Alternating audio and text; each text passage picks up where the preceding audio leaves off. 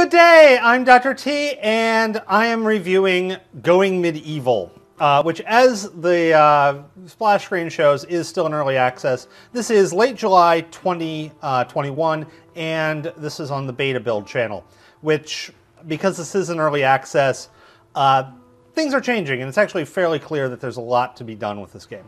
Okay, so loading up the game. This is kind of a game I've been playing for a little while. You get kind of the splash screen.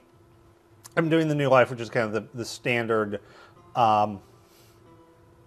scenario. You start out with 3 people.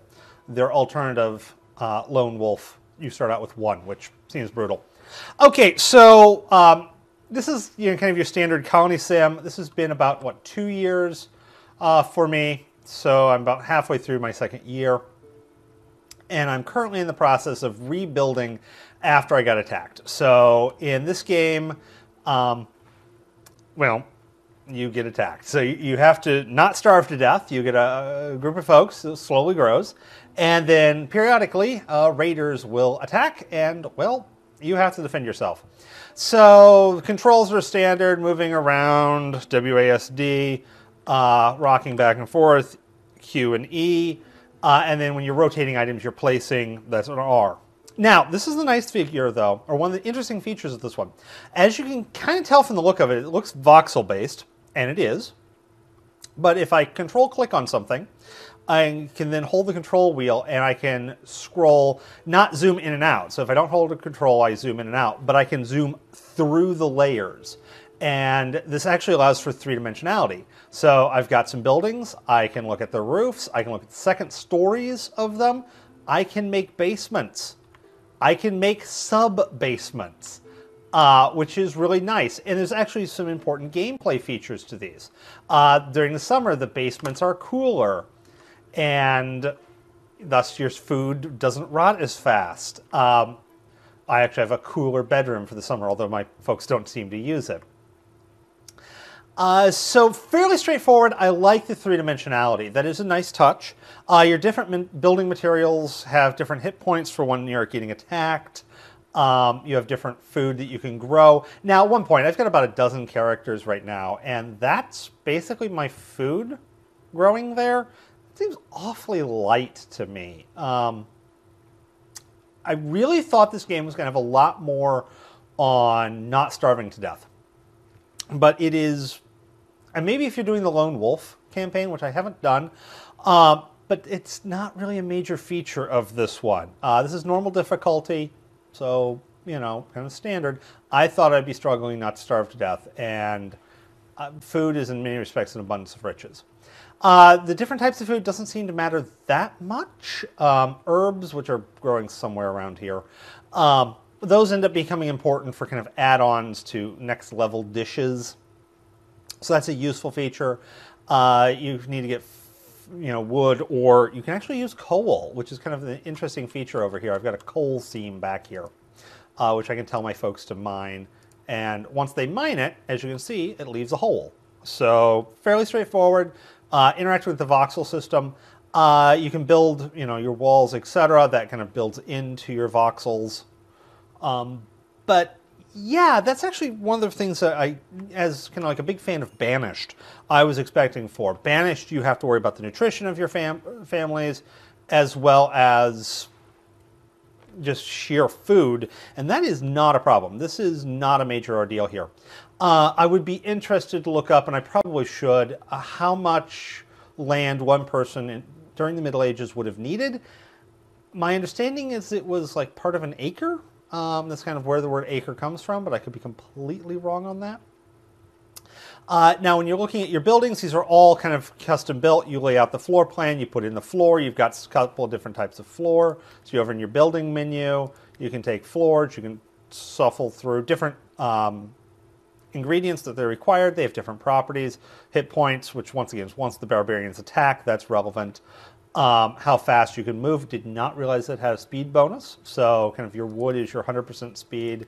Apparently the clay brick floor is 120% speed bonus. A lot of things you're going for in this game. You're trying to get that 20% or so bonus. And one of the ways is with the advanced materials. So this is actually fairly standard to a lot of these games where you're trying to upgrade efficiencies. you have your different roof types, and you have things such as hit points, insulation, which is going to be actually quite relevant in the winter. It gets cold, hot in the summer. You can add windows, you can add brazier, fire pits, whatever you call those things, in order to make it a little bit nicer for you, keep the temperature up, because that can be a fairly big problem. Although, once again, apart from attacks, I haven't lost anyone. So I, once again, would have thought this would have been much more of an issue. You've got storage solutions, weapons racks, storage shelves, bookshelves, and the books are actually an interesting feature to this. There is a tech tree, which I'm always wary on tech trees. And so you got the series of tech trees, and the way you get technology is you write books. Now, of course, this is incredibly unrealistic. You wouldn't be plowing through, 400 books in a year. But you start writing books. You got tier 1 book, tier 2 book, tier 3 book. And each one of these requires a certain number of them. So like, let's say I want furniture 2. That's going to cost me 30 tier 1 books and 20 tier 2 books. And so I unlock them. Okay, now I get access to these guys. My total number of books hasn't changed. What I've done is I've allocated those. And if my books get damaged, then I actually lose access to my technology, which is an interesting feature. I don't know how well it sets into a middle-age context, but it's a really kind of an interesting feature. So I kind of dig this. And it auto-saves every night. And so you build up, say, a library with, a table to produce it. All the production, you build a table of some sort. So like that's a research table. You can build a hearth. You start out with a campfire, which is much simpler. And it gives you items. You can put them in order of priority. I wish there was a way to interweave them.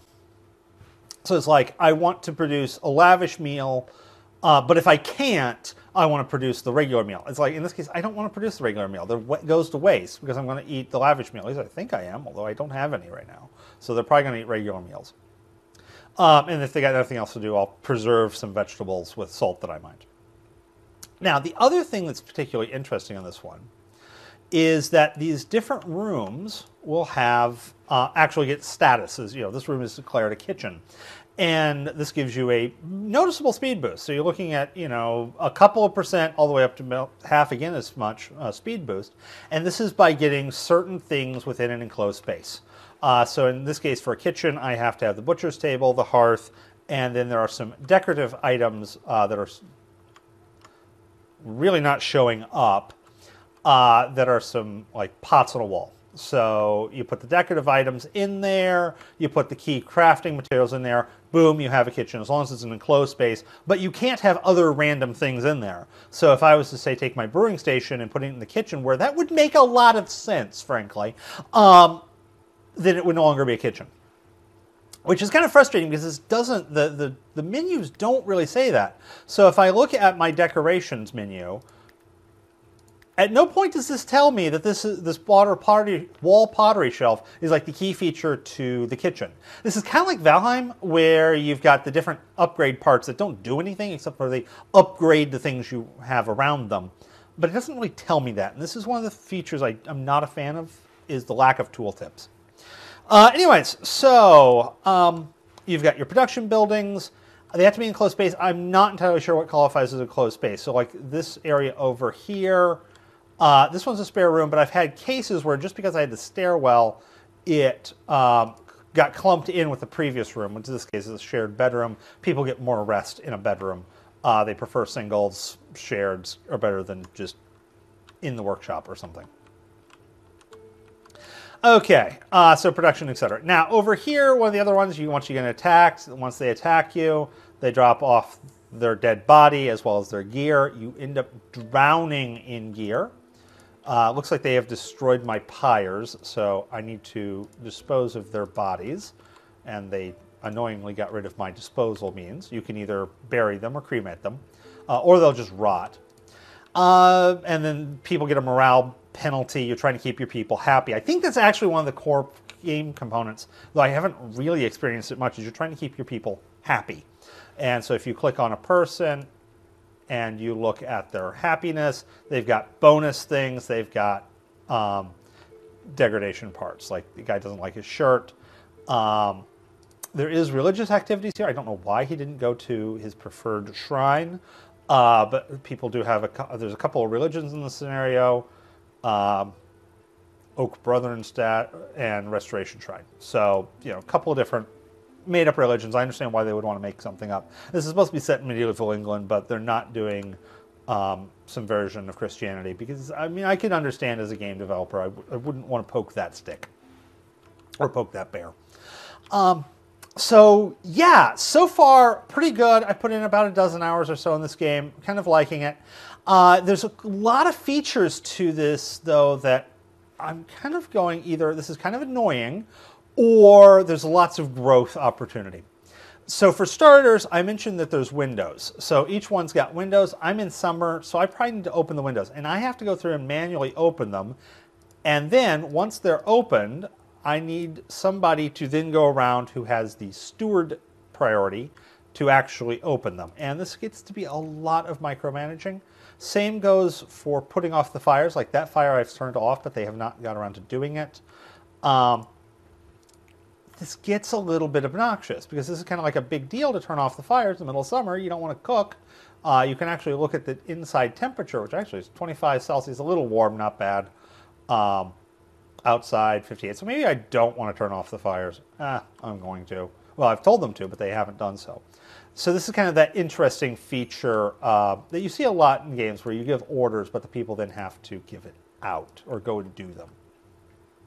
Now, individual tasks you can't prioritize, but you can give general classifications of priorities. So here's a list of everyone I've got, and they've got different things that they can do, and I have prioritized for their schedule. They end up deciding what they're doing.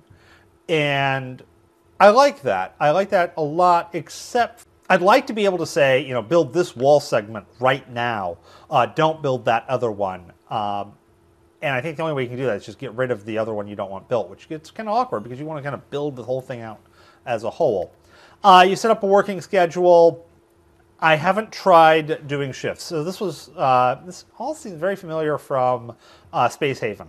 I need to look in to see if they're related. But there's you get your schedule. I haven't done the hotbed system, which I did do in Space Haven. I don't know, hotbed system in medieval period, even though I'm quite certain I could do it, it just doesn't seem like it would fit the context. So me doing a little bit of role-playing. You can equip them with various gear, but you have to manually switch out the gear. It's really kind of a pain. I wish they would automatically just, there's a better sword than I can use. Get it. It's the middle of summer. I'm going to take my winter hat and take it off. That kind of thing.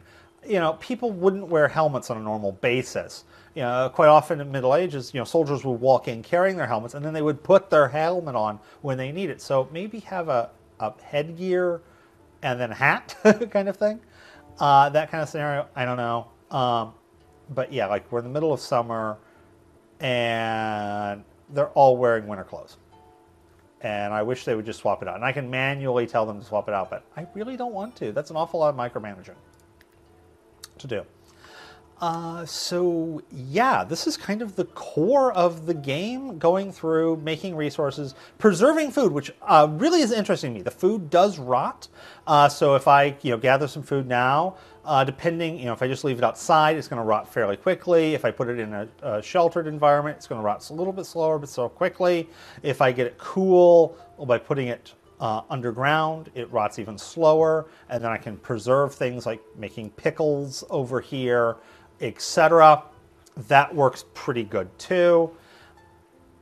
Overall, I like the setup. I like the preparation for how they're going to do this. However, what I run into is just, once again, I thought food was going to be a bigger deal in this game. Normally they are, and it's really not, which is just a tad bit frustrating. And what is that thing? Oh, a pile of smoked meat. Why is there piles of food here? Okay, this place is just chock full. I've got a ton of food. I need to do better storage. So overall, really enjoy the game. If you're kind of a fan of this style of game, I think you'll like it. Now, when it comes to price, this is where things get a little bit interesting. I don't feel that this game quite lives up to its price. I'll put the price on the screen currently. But I think there's more game coming. So if you look at a few features, like I can go over here and I can smelt gold ingots.